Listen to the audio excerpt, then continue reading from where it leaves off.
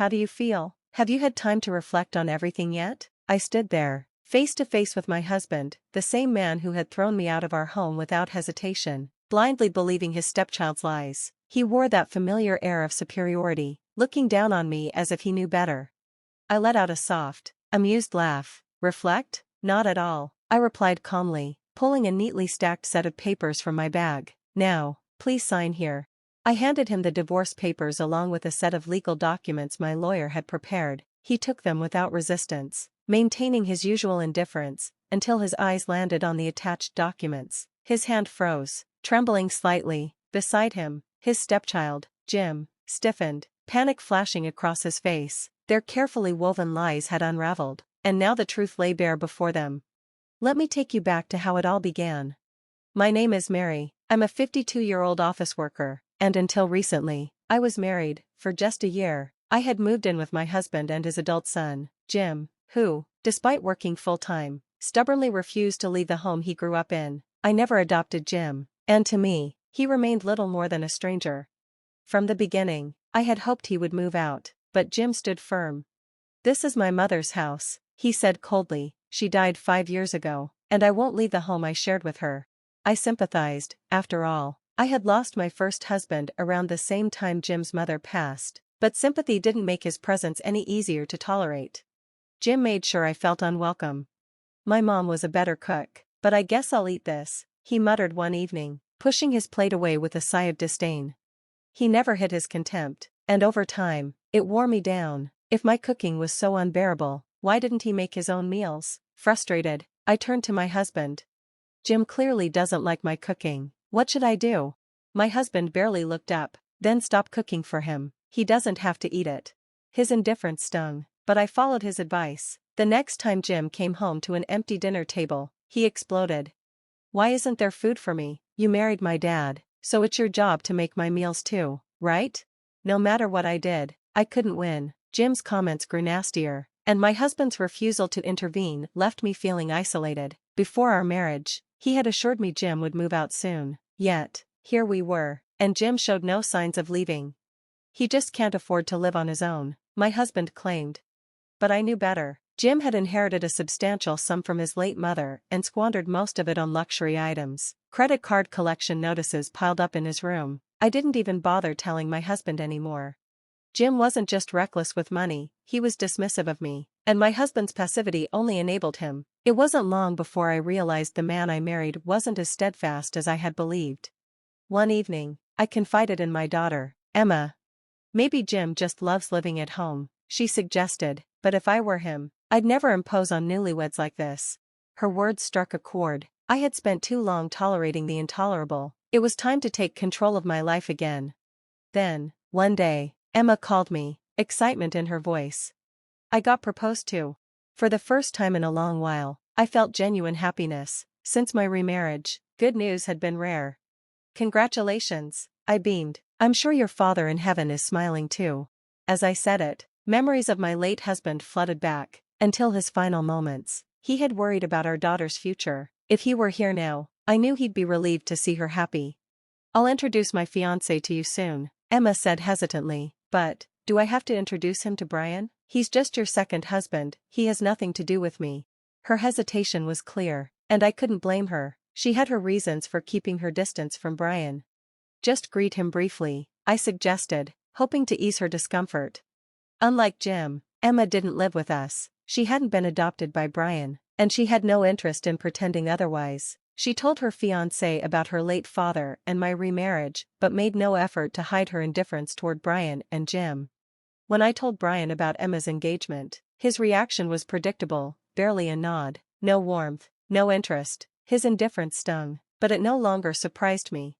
Later, Jim sneered, "Why don't you just divorce Dad and live with your daughter? You probably hate living with us anyway." I looked to Brian, hoping for some kind of defense, but as always, he walked away in silence, leaving me alone in the confrontation.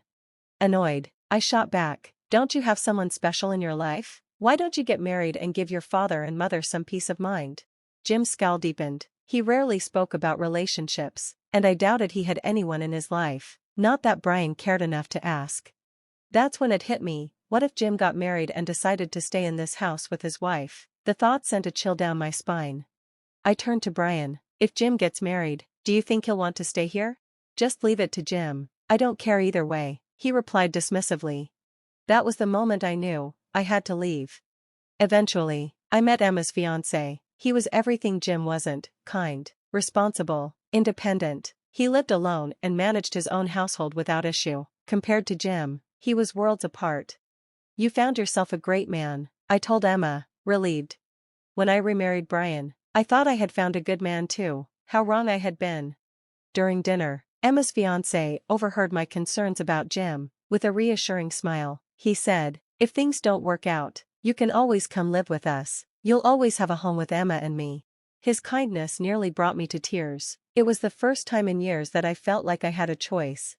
When I returned home late that night, Jim greeted me with his usual disdain. A housekeeper shouldn't be late. Dad and I are starving. That was the last straw. And now, standing here in front of Brian, divorce papers in hand, I finally felt free. Jim scoffed, his voice dripping with disdain. You're just the housekeeper. The word stung, but Brian, as always, pretended not to hear. Compared to Emma's mature fiancé, Brian and Jim seemed even more pathetic. I wanted to fire back, if you're hungry, cook for yourselves, but I bit my tongue and silently made dinner. Lately, Brian had been spending his weekends away, leaving me alone with Jim. While I preferred solitude over his company, it made me question the point of this marriage. We had once talked about growing old together, yet he was off doing whatever he pleased. Where do you go every weekend? I asked one day. Take me with you sometime. Brian hesitated. It's not for fun, he muttered. A friend's mother is in the hospital, so I'm helping out. Every weekend? I asked, skeptical. His face tensed. Yeah, she needs support. My stomach dropped. Is this friend a woman? I asked bluntly. Brian panicked, denying it too quickly. His flustered reaction only deepened my suspicions. After that, the weekends continued, and our marriage crumbled further. Jim, sensing the growing tension, looked amused. He smirked as he approached me. Dad probably regrets marrying an old lady like you. Maybe he wishes he'd found someone younger. You're gonna get cheated on and kicked out. Poor thing. I clenched my fists, anger rising, but deep down, I wondered, was he right? Jim didn't have proof. He was just being cruel. Still, Brian's behavior made it hard to ignore. Why don't you just give up and leave before things get messy? Jim added, smug. His words should have hurt, but instead, they sparked something in me. If I leave, who's going to cook and clean for you? I shot back. You don't even know how to do laundry, do you? Jim scowled and stormed off, and I smiled to myself. If I left, he'd be helpless. The house would fall into chaos. Maybe that would be justice. Just then, my phone rang. It was Emma. Mom, I need to see you. Can you come over? Her voice was serious. Worried, I rushed to her apartment. When I arrived, her fiancé, Jack, was waiting too. What's wrong? I asked, anxious. You're not calling off the wedding, are you? Emma and Jack exchanged glances, before giving me a hesitant smile. No, Mom, she said gently, this is about you. Jack pulled out his phone. Is this your husband, Brian? I stared at the screen. It took me a moment to recognize him. Then my breath caught, because next to him stood a young woman, calling him by name. They were at a wedding venue, deep in discussion. I felt the blood drain from my face. Brian had no daughters. This woman wasn't Jim's girlfriend. There was only one possibility: he was planning to marry someone else while still married to me. That girl is too young for Jim, Emma said, watching my reaction. I swallowed hard. I've had my suspicions, I admitted, but I didn't think he'd be so bold. Emma and Jack were horrified. I told them everything: Brian's constant absences, his lies, my growing doubts. Jack's expression hardened. Your husband is a piece of work. We need solid proof so he can't weasel out of this. You need to divorce him, Mom, Emma said firmly.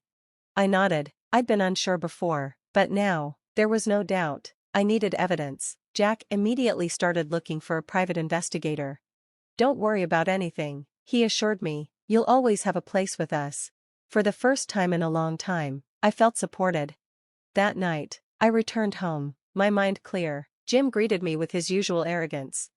Took you long enough. Housekeepers shouldn't stay out so late. His words barely registered. Soon, none of this would be my problem anymore.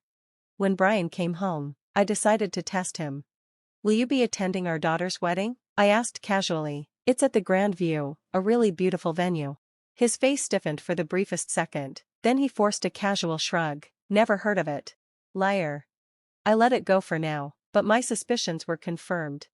Then Brian changed the subject. "Jim hasn't asked you for money, has he? He's been struggling financially." I frowned. Jim had never asked me for money, he didn't even acknowledge me as family. "He's been pestering me," Brian continued. "Blew through his inheritance, now he's desperate." I thought of the debt notices I'd seen in Jim's room, but said nothing. There was no point in confiding in a man who was likely cheating on me. Brian sighed. "Talk to him for me, he might listen to you." I almost laughed. "Jim sees me as a housekeeper, not a stepmother, you should be the one to talk to him." Brian waved me off. "Just try, I hate dealing with this stuff." The next day, he kept pressing. "Have you talked to Jim yet?" When I told him no, his frustration bubbled over. "Why haven't you handled it yet?" he snapped. "Enough." "Fine, if it would get him off my back, I'd talk to Jim, just not in the way Brian expected. I approached Jim carefully. "Your father is worried about your spending," I said. "He asked me to remind you to be more responsible with money." Jim's face darkened. "Who do you think you are, housekeeper?" he sneered. "It's my money, I'll do whatever I want with it, stay out of it." I sighed. This was exactly why Brian had avoided the conversation himself. Jim was impossible.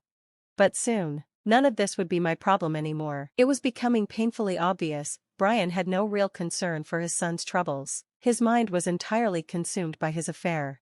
Jim shot me a hateful glare. "Just wait, I'll get you kicked out of this house." His words stung, but I held on to one thought: I would leave on my own terms, once I had undeniable proof of Brian's betrayal. A few days later, Emma called. Her voice was firm. "Mom, we have the proof. Can you meet Jack and me at a restaurant?" My heart sank. "So it's true?" I asked, though I already knew the answer. Emma didn't hesitate. "Yes, he's been seeing a much younger woman. They're even looking for a new house together." At the restaurant, Jack handed me the investigator's report. Photo after photo showed Brian with his mistress, laughing, holding hands, acting like a man in love. "You need to divorce him immediately," Jack said, his voice laced with disgust. "This woman isn't just after romance, she's reckless with money, and from what we've found, she might be seeing other men, too. She's probably planning to drain his finances and leave him." The thought of Brian falling for such an obvious scheme almost made me pity him. Almost, but pity wasn't what I needed right now, I needed action. He had already taken steps toward a future without me, and now it was my turn to do the same. With the investigation report in hand, I returned home, ready to face him. As I stepped inside, I found Brian and Jim in the living room. "Mary, we need to talk," Brian said, his expression serious. "Perfect." Before I could speak, Jim smirked and held up his phone. "Look at this, caught red-handed. You've been seeing a younger guy, haven't you?" I frowned. On the screen was a blurry photo of me with Jack at the restaurant.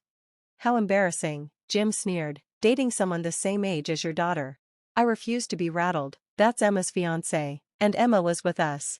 Brian wasn't listening. "Jim saw you with his own eyes. You've been cheating on me, haven't you?" "Dad, kick her out," Jim urged. "Let's go back to how things were before she moved in." Brian crossed his arms. "I agree, leave this house. Mary, we'll handle the divorce and money later." I stared at them, almost amused. How clueless could they be? "Fine," I said coolly, "I'll leave, but we will be handling the divorce and finances, just not on your terms." As I turned toward the door, Jim had the audacity to yell, "Make dinner before you go, I'm hungry." Even at a moment like this, all he cared about was food. I ignored him and walked out. At Emma's house, I recounted everything that had happened. Jack shook his head in disbelief. "So they're trying to accuse you of cheating? That's delusional." Emma placed a reassuring hand on mine. "Mom, you made the right decision leaving." Still, I hesitated. "Are you really okay with me living here, even after the wedding?" "Of course," Emma said without hesitation. "Your family, we want you here." 3 weeks passed before Brian finally called. "Let's meet at the house to settle the divorce," he said. "Bring the papers." When I arrived, I wasn't alone. I brought Emma, Jack, and our lawyer. Brian's face paled. "Why did you bring them?" he stammered. "You never said I had to come alone," I replied smoothly. The house was already a disaster, filthy, unkempt, I almost felt sorry for them. Almost.